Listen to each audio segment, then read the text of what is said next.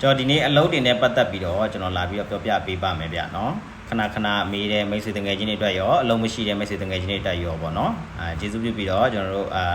ဝိုင်းပြီးတော့ share ပေးပါဗျာနော်မျှဝေပေးပါလို့ကျွန်တော်ပြောလိုပါတယ်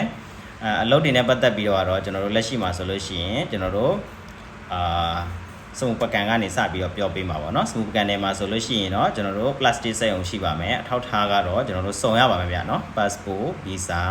work permit ပန်အောင်ကတ်ရှိရပါမယ်ထိုင်းစကားတက်ရပါမယ်ဗျာနော်နောက်ထပ်စက်ရုံတစ်ခုကကြတော့ကျွန်တော်တို့လက်ကပန်းမှာရှိတဲ့ဖနက်စက်ရုံဖြစ်ပါတယ်ဖနက်စက်ရုံကကြတော့ passport visa work permit ပန်အောင်ကတ်ရှိရပါမယ်ဗျာနော်အမှုသမားတွေဆိုရင်တော့ကျန်းအောင်ရှိရပါမယ်နော်နှစ်ရုံစလုံးနော်အဲ့တော့ကျွန်တော်တို့ဒီနှစ်ရုံစလုံးကကျွန်တော်တို့ထိုင်းစကားတက်ရပါမယ် plastic ရုံကတော့အနေပါတက်ရပါတယ်ဒါပေမဲ့ကျွန်တော်တို့ထိုင်းလက်ကပန်းကဖနက်ချုပ်တဲ့စက်ရုံကကြတော့ကျွန်တော်တို့စကပြန်ဖြစ်တဲ့အတွက်ကြောင့်မလို့ကျွမ်းကျင်ဖို့လိုအပ်ပါတယ်ဗျနောက်တစ်ခုကကြတော့ကျွန်တော်ပထုံဌာနီအတွက်ပေါ့နော်ပထုံဌာနီအတွက်ကလောဆယ်လူပြည့်သွားပါပြီเนาะသူကတကြံပြီးမှကျွန်တော်တို့လှုပ်ဆင်ရမယ်ပေါ့နော်ဒါပေမဲ့လာပြီးတော့ရှောက်ထားလို့ရပါသေးတယ်ဗျာเนาะပထုံဌာနီအတွက်ကလူပြည့်သွားပြီဆိုပေမဲ့ကျွန်တော်တို့ကားဆယ်တွေပါရှိနိုင်လို့ကျွန်တော်တို့လာရှောက်ထားလို့ရပါတယ်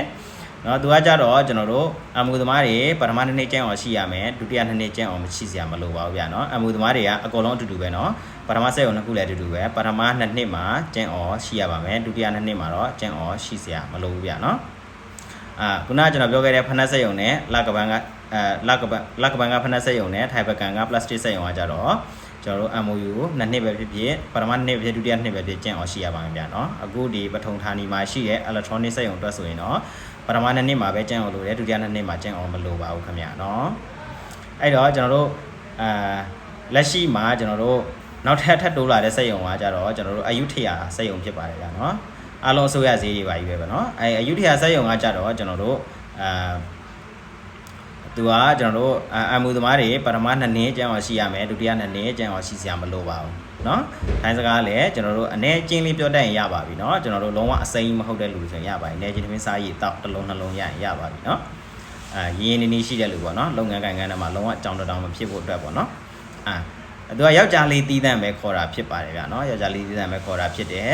ကျွန်တော်အကျိုးခံစားခွင့်တွေကပြောပြလို့မရတဲ့အတွက်ကြောင့်မလို့တော့ပြောပြတော့ပါဘူးစုံစမ်းမေးမြန်းလို့ရပါတယ်ဗျာเนาะ